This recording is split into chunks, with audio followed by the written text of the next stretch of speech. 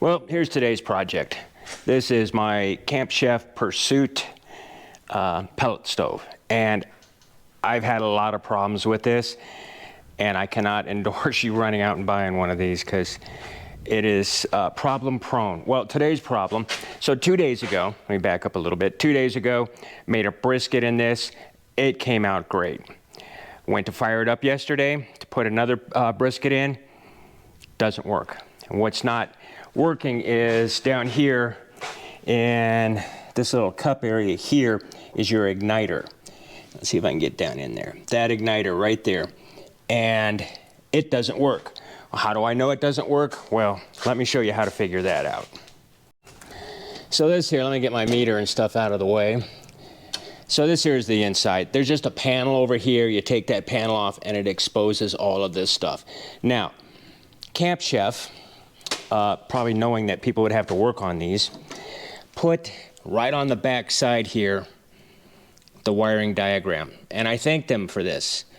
I'd rather they use good components and I wouldn't have to repair it all the time, but since they didn't, I'm glad they added this. Okay, so what we're looking for is the hot rod, which is this guy right here, which resides in the burner. Here's the wiring for it. And this is the Molex connector, and it says it's purple and white. So let's go around to the over inside here and see if we can find those. Okay, we've got this cover panel off now. Getting into this area, there's a couple different ways you have to do it. On my particular unit, the Pursuit, it's just a simple side panel that comes off. Some you have to take the bottom panel off. This one you don't. Well, here you go. I've already disconnected it because I kind of had to fight it a little bit. But these two connector pieces go like that and form a connection, hence the name. This is purple, this is white. Popped them apart. Now, I don't know, I'm going to assume that it's 120 volts going through this purple wire, through the igniter, back to this white wire into ground. And when it gets to the igniter, it gets hot. And that's what causes your fire. So there has to be some continuity running from this pin to this pin, and there has to be some resistance at the far end. So it can't be fully open and it can't be fully shorted.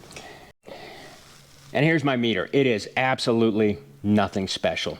So let me hook it up, put my two probes in, and then I'll show you what it reads. I've got it set to ohms, which is that little horseshoe thing there. And it is reading 0.L. And what that means is there is absolutely no continuity between these two pins, which means down at your igniter, it's open, it's broken, okay? So that's how you tell if you've got a bad igniter on your pellet grill. I've got the replacement one here. Let me hook it up and I'll show you the difference. Here's the new igniter. They call it a hot rod. I just can't. I'm going to call it an igniter. Is it a true igniter? No, but that's what I'm going to call it because hot rod just sounds stupid. So anyway, we'll just set that there for now, and we'll hook it up to the meter. And it fell, so we'll stick it in a little bit further. There we go.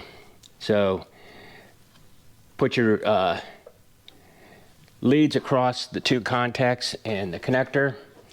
It's still set for ohms, the meter, and it is reading 70.5 ohms. Okay, so that's a good igniter. That's a good reading. Okay, so that's how you can tell if your igniter's bad on your pellet grill. Thanks for watching.